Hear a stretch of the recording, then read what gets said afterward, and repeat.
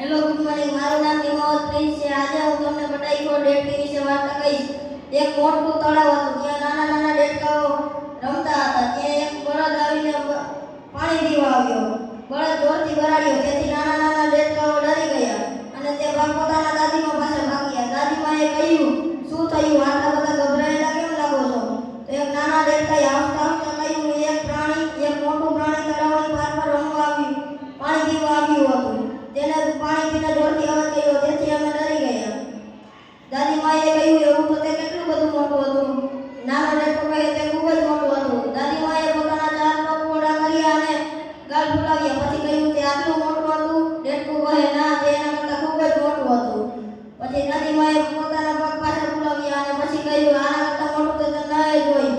તો તે નાનો દેડકો કહે કે ના, આના કરતાં તે ખૂબ જ મોટું હતું। દાદીમા પોતાના ગાલ ફૂલાવતા ગયા અને શરીર ફૂલાવતા ગયા।